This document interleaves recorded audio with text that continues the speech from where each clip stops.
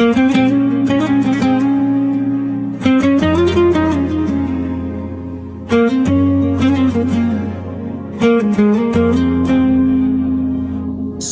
ilk gördüm sessiz bir akşam,